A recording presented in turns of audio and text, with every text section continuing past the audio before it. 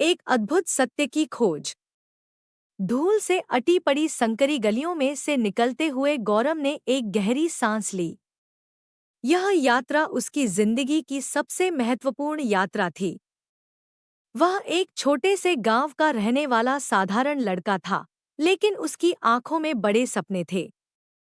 गौरव के गांव में एक पुरानी किंवदंती थी कि पास के जंगल में एक प्राचीन बुद्ध की मूर्ति छिपी हुई थी, जिसमें असीम शक्ति और ज्ञान भरा हुआ था।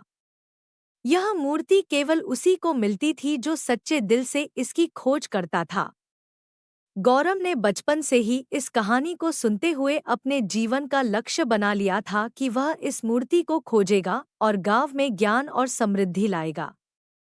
उस दिन का सूरज चमक रहा था जब गौरव ने अपनी यात्रा शुरू की।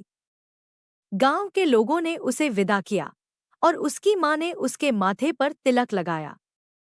बेटा, याद रखना, सच्चे दिल और निष्ठा से खोज करने वालों को ही सफलता मिलती है, उसकी मां ने कहा। गौरव ने सिर हिलाया और जंगल की ओर बढ़ चला। उसकी यात्रा अकेली नहीं थी, उसके साथ उसकी प्रिय मित्रा मीरा भी थी। मीरा एक साहसी और बुद्धिमान लड़की थी, जिसने हमेशा गौरव का साथ दिया था। दोनों ने मिलकर कई कठिनाइयों का सामना किया और जंगल के गहरे रहस्यों में प्रवेश किया। रास्ते में उन्होंने कई कठिनाइयों का सामना किया, खतरनाक जानवर, तंग घाटियां और विषैले पौधे। लेकिन गौरव और मीरा ने कभी हार नहीं मानी। वे एक दूसरे का हौसला बढ़ाते रहे और अपनी मंजिल की ओर बढ़ते रहे। एक दिन वे एक रहस्यमय गुफा के सामने पहुंचे। गुफा के द्वार पर एक शिलालेख था, जिस पर प्राचीन लिपि में लिखा हुआ था, जो सत्य की खोज में आया है वह अंदर प्रवेश करे, लेकिन जो लोभ और स्वार्थ में डूबा है वह पीछे हट जाए। गौरव और मीरा ने निश्चय किया कि वे अंदर जाएंगे। गुफा के अंदर घना अंधेरा था, लेकिन वे अपने साथ लाई गई मशाल की रोशनी में आगे बढ़ते गए। कुछ समय बाद वे एक विशाल कक्ष में पहुंचे। कक्ष के बीचों बीच एक सुंदर बुद्ध की मूर्ति थी, जो चमक रही थी। गौरव ने सोचा कि उसकी यात्रा समाप्त हो गई है, लेकिन तभी एक रहस्यमयी आवाज गूंजी, गौरव, तुम्हारी परीक्षा अभी बाकी है। अचानक कक्ष की दीवारों पर चित्र उभरने लगे। ये चित्र गौरव के जीवन की विभिन्न घटनाओं को दिखा रहे थे। उसकी गलती, उसके संघर्ष, उसके संघर्षों के दौरान लिए गए निर्णय, सब कुछ। यह देख गौरव का दिल धड़क उठा। फिर आवाज ने कहा, सच्चा बुद्ध बनने के लिए तुम्हें अपने अतीत का सामना करना होगा और अपने कर्मों को समझना होगा। गौरव ने गहरी सांस ली और अपने अतीत को स्वीकार करना शुरू किया। उसने अपनी गलतियों को माना और उनसे सीखने का प्रण किया। यह प्रक्रिया कठिन थी, लेकिन गौरव ने हिम्मत नहीं हारी। उसने अपनी कमियों को स्वीकार किया और उन्हें सुधारने का निश्चय किया। मीरा ने गौरव का हौसला बढ़ाया और उसे सच्चे दिल से अपने कर्मों को स्वीकार करने के लिए प्रेरित किया।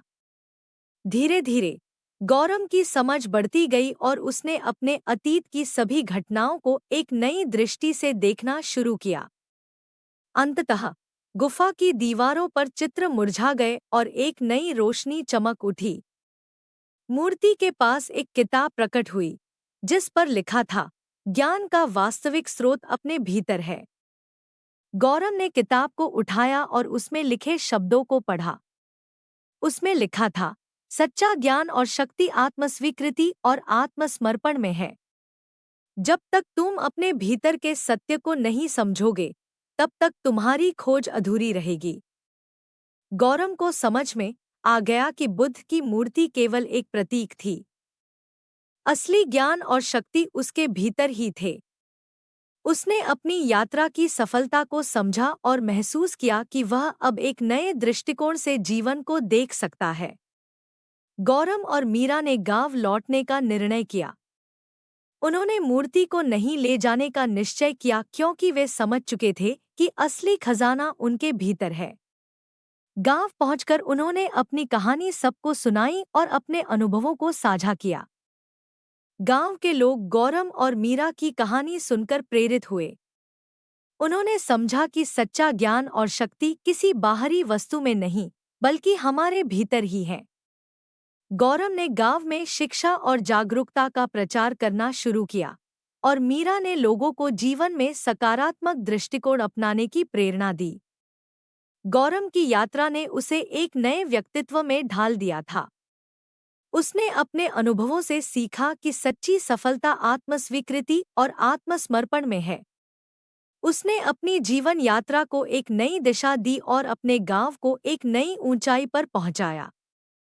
गौरम और मीरा की यह प्रेरणादायक यात्रा एक अद्भुत सत्य की खोज थी। उन्होंने समझा कि जीवन का वास्तविक सार आत्मज्ञान और आत्मसंवर्धन में है। उनकी कहानी ने गांव के लोगों को एक नई प्रेरणा दी और उन्हें एक सकारात्मक दृष्टिकोण अपनाने के लिए प्रेरित किया।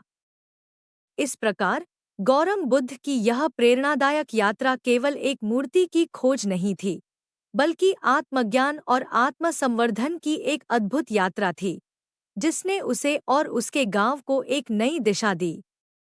गौरम और मीरा की यह कहानी हमेशा याद रहेगी और आने वाली पीढ़ियों को प्रेरणा देती रहेगी। अगर आपको ये वीडियो पसंद आई हो तो हमारे चैनल को लाइक और सब्सक्राइब जरूर करें। और हाँ, बेल आइकन को दबाना न भूलें ताकि आप हमारी अगली वीडियो मिस न करें। धन्यवाद। मिलते हैं अगली वीडियो में, तब तक के लिए अपना ख्याल रखें और हमेशा प्रेरित रहें।